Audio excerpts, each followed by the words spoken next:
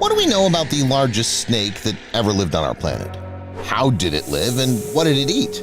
What remains confirm its existence? And most importantly, could this monster have survived to this day? Let's find it out. In this episode, you'll see the most interesting Titanoboa encounters.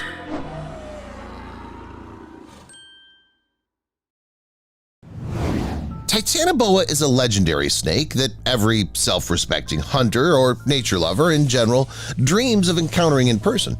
However, while people dream of getting even the slightest idea of what it would look like in real life, some people claim that they not only encountered the giant, but managed to catch it. This picture is proof of that. Its author assures that he and his friends found this Titanoboa in a huge hole from which it could not get out.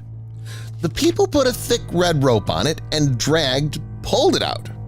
It was important not just to get the snake out, but to keep it safe and healthy.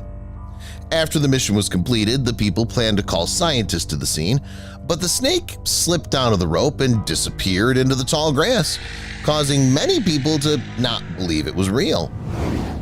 Remains. You have to admit that it's very hard to find a Titanoboa, no doubt, but somehow I can't believe it.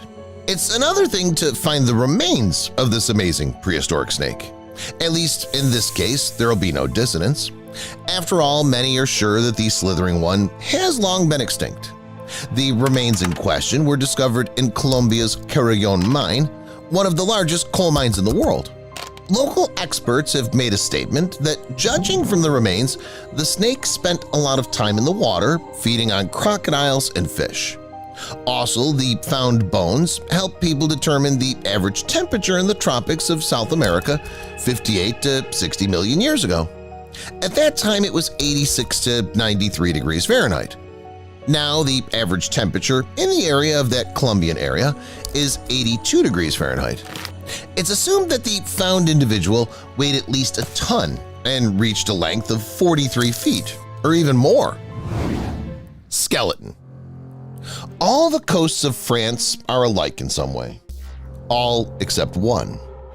A 427-foot skeleton of a huge water snake appears on it at low tide, astonishing tourists with its grandeur and fabulousness. Some locals share their knowledge with tourists and tell them that this is the skeleton of one of the long-extinct snakes, which was the largest in the world. As you can imagine, no one but Titanoboa would be suitable for this. However, you should not rush at people with questions like, why didn't anyone take this perfect skeleton for study? It's the only good Titanoboa-related find. That's where things get a little different. The thing is, when the skeleton was found, completely by accident, people were chased out of the area in a flash. Then something was done in the area for a long time, and according to some city people, a new skeleton was brought here. A fake one. The one we see today. The people are sure that in this way the government has protected a truly valuable specimen from ordinary people eager for discoveries and has given us something that's okay to spoil. At the same time, the authorities assure that they did not take away any skeletons and there was always only one piece of art, this one. Do you think the locals make up these stories on purpose to attract tourists, or are they telling the truth? To be honest, I'm always skeptical of stories from locals, but stories from former military men are the opposite case. Colonel Remy van Leerd was the first Belgian ace pilot who fought in the British and Belgian Air Forces during World War II. When these terrible events were over and the man started to live an ordinary life, he told the people about one incredible story that happened to him after the war. According to the pilot's story, he was returning to the base after another battle drills and accidentally noticed a giant snake somewhere on the ground. From the look of it, the snake was at least 50 feet long, but the most frightening thing was not so much its length as, let's say, its width. The brownish-green body, along with the head, were more than 3.2 feet thick, which made it some kind of incredible monster, ready to devour absolutely anyone indiscriminately. To get a better look at the monster, Remy flew around the snake several times and then decided to descend. According to the pilot, as soon as he reduced the altitude even slightly, the snake immediately reacted, raised its head 10 feet above the ground, and took an intimidating stance. After that, the pilot decided not to push his luck anymore. His life was very dear to him, so he returned to the base and told his colleagues about what had happened. But as it usually happens, the experts who arrived on the scene couldn't find anyone. All that remained were these pictures taken by the Belgian from a helicopter. Titanoboa taking a walk. Encountering Titanoboa is unsafe, to say the least. If the creeping creature really exists to this day, then it has literally no enemies. I don't mean that it's harmless and doesn't attack anyone. I mean that no matter how large a modern creature grows, it would have nothing against Titanoboa. Just imagine a giant lion, elephant, or giraffe. They'll be standing somewhere in front, and the snake like this will crawl towards them.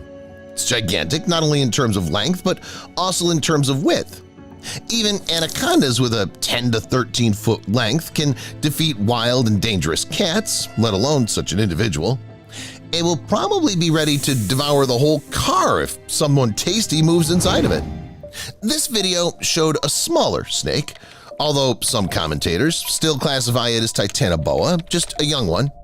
It was slithering somewhere among the trees and trying to avoid contact with humans as much as possible. Did it succeed? As you can see, not quite. The man still captured the snake on camera, and what's more, found where it hides when it takes a break from the hustle and bustle of the wild. However, I just don't understand how useful this find is. Hardly anyone would dare to visit such a giant snake. Moreover, if it really turns out to be a Titanoboa, then it's likely that somewhere next to it there may be a larger brother, as in the previous video, or even bigger. The next video was filmed in the Amazon River. It's there, as they say, that the most Titanoboa lived. The giant snakes loved this place because it was full of moisture and tasty prey. So why not search for survivors here, some adventurers thought, and set off in a boat along the shore. You know, if I had heard about such an idea, I would not have believed in its expediency in my life. But the guys in the video proved me wrong.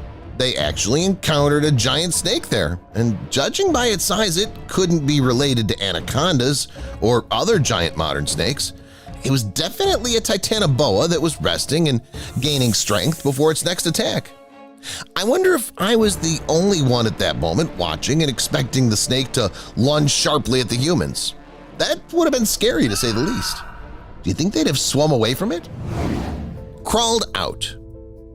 This video is a mix of that story with the pilot and the journey along the shore the guys in the previous clip had. The authors of this video flew out in search of Titanoboa intentionally. They were sure that they'd be able to catch it because on that very day, many locals simultaneously reported that there was an overgrown snake crawling somewhere in the woods. Nobody was going to sail up the river. The best option was a helicopter, and in a matter of seconds brought benefits to the people. It was simply impossible not to notice this giant. You'd be surprised, but the snake managed to slip away. The humans found it and immediately rushed to their base with a stunned report. They requested reinforcements and led them to the very place where the snake was. But once they got back there was no trace of it. It had literally disappeared into space, merged with the ground, or burrowed somewhere deep, making the entrance to its hole invisible. Blocked the river. This video also shows us an amazing snake with an incredible length, which is resting somewhere in the river. With its length, it blocked the passage for people, but of course no one was able to object to it. No one could do anything about it. The people were frightened by its slightest movements. What if it attacked them? Who would have saved them? Moreover, the people should have known about the hunting method that this big creature actively used in its time. Scientists suggest that unlike other large snakes, which main technique is strangulation, Titanoboa lunged at prey from ambush sharply like a crocodile. Fish, turtles, and even some crocodiles have fallen prey to this monster, from which Titanoboa has borrowed hunting tactics. Sunbathing. Here's another clip of people filming an unbelievable snake. It was so large that I can't believe that it was an anaconda or something similar to it. The creeping creature was lying on a wide branch and sunbathing. Why not? Vitamin D is important to everyone. By the way, this video perfectly fits the description of Titanoboa because it was really quite lazy and moved only when absolutely necessary. But then, what made this snake species disappear from the face of the earth? They had no powerful enemies, they didn't rush and always waited calmly for prey, digested it for a long time, and knew how to stand up for themselves. Like many other creatures, Titanoboa were decimated by climate change. Because all reptiles are cold-blooded, they need warmth. The giants of the past lived in warm Colombia, and then, as luck would have it, it got colder. There was no chance to survive at all. That's why it's believed that these snakes have disappeared from the face of the earth forever. However, it seems to me that things might have been a little different. Titanoboa could have adapted to new conditions, changed their habitat, or changed their appearance slightly. In short, they could have adapted to the changes and survived to this day. And they could have continued to live in secret from us. Speaking of the secretive lifestyle, it's a style that suits them well and has been suitable in the past. Their huge size and physical strength were compensated by the fact that the snake was sedentary on land, so it preferred to hide in the water. The snake spent most of its time burrowing into the mud and waiting for potential prey. Like anacondas and boas, Titanoboa was focused on conserving energy. It moved only when it was hungry after a long digestion of its previous meal. It hunted primarily in the water, but could swim close to land, lurking near the edge of the water. When any animals of suitable size came to the watering hole, Titanoboa immediately reacted and killed them. The snake almost never crawled out onto land, doing so only in rare cases. Scientists also did not talk about any excessive aggression in the case of Titanoboa. If the snake was full, it did not feel the desire to attack fish or animals, even if they were near. Also, Titanoboa could be prone to cannibalism, which confirms its solitary way of life. And now I'll tell you which snakes are the most venomous and dangerous today. Inland taipan. In contrast to the king cobra, of which only infants do not know, the inland taipan is not such a well-known snake. Nevertheless, it can be called the king of venom. Scientists have concluded that the inland taipan is the most venomous of all land snakes. Its venom is about 180 times stronger than the venom of the king cobra. They shouldn't even be compared in terms of venom. It's like a neighborhood sports team in Real Madrid. Despite the insane venomousness of inland taipan, people almost never die from its bites, which cannot be said about the king cobra. It's one of the main problems of fauna in Southeast Asia. It's simple. The inland taipan mainly lives in the arid central parts of Australia, where there are almost no people. In addition, the inland taipan is much calmer than the king cobra. It will never attack first and will use the murderous venom only in the most extreme case.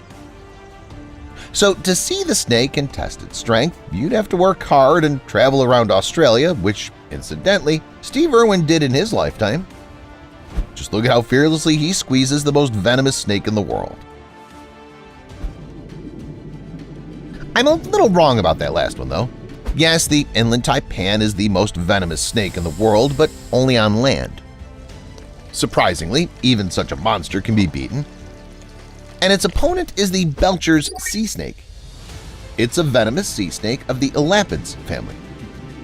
It won't even feel its congeners because the Belcher's sea snake is almost 100 times more venomous than any other snake on the planet. If one dose of the inland taipan's venom is enough for 100 people, just a couple of tiny drops of the Belcher's sea snake's venom would be enough to take the life of 1,000 adults. The snake's venom contains mainly neurotoxins, which act on the nervous system, and myotoxins, which cause severe pain and almost certain death. One good thing is that nature took pity on us and made the Belcher's sea snake shy. This snake is not aggressive and is very timid. To experience the record venomous bite, you'd have to try really hard and literally piss off the reptile. Common taipan. Don't think I'm repeating myself in the animals of this episode. The inland taipan has already been, and now it's just the common taipan, another snake worth looking at. This taipan, also called the coastal taipan, is a close relative of the inland monster and is also one of the 5 most venomous snakes on the planet. It lives on land. Unlike the inland taipan, which lives in the hot deserts of Australia, the coastal taipan likes to settle close to water, which is clear from the name. You can see it in northeastern Australia as well as in the southeast of New Guinea. I wish I could say that this taipan is as shy as the inland taipan, but it's not. It is, in fact, an evil doppelganger.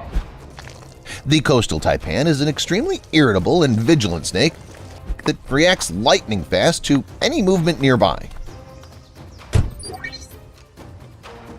If the coastal taipan is caught off guard or cornered, it will fiercely defend itself, and its venom will result in death in 4 to 12 hours. Because of its aggressive temperament, large size, and speed, the coastal taipan is often called the most dangerous of all venomous snakes in the world. Banded crate. The coloring of the banded crate is similar to the yellow and black tape used to cordon off a crime scene. It's very symbolic, considering that an encounter with the snake can end in a bloody crime on its part. After all, banded crates are among the most dangerous snakes on the planet because of their incredible venom. The venom of this reptile is so powerful that it can kill even a viper, which perfectly tolerates many types of lethal toxins. The venom of banded crates has a pronounced neurotoxic effect. In addition, it contains a cardiotoxin unique to snakes that leads to cardiac arrest. Moreover, the banded crate's venom can act directly on the victim's brain without causing general paralysis of the body. You definitely don't want to encounter such a snake. So, if, while in Southeast Asia, you notice a moving black and yellow tape, you should get out as soon as possible. Speaking of venomous creatures, we almost always think of snakes. But there are plenty of other animals that are extremely venomous and dangerous. The jellyfish, capable of killing a whole crowd of people in a couple of minutes. Or the creepy fish in the form of a stone are just a few of them. Stay tuned to see these creatures and find out what they can do. One way or another, all jellyfish are dangerous to some degree. Only if some only sting unpleasantly and leave a person with swollen feet and hands, then others can kill a careless swimmer, or even a dozen at once. The sea wasp is just such a case. This species of jellyfish, common off the coast of Indonesia and North Australia, is known for its ability to inflict terrible burns. Its tentacles are entirely covered with stinging cells, which contain one of the strongest venoms on the planet. The sea wasp burns cause very severe pain, and the power of the toxin is enough to kill 60 people in 3 minutes. An encounter with even one of these beautiful monsters can be fatal. And if a diver gets caught in a group of sea wasps, they're doomed.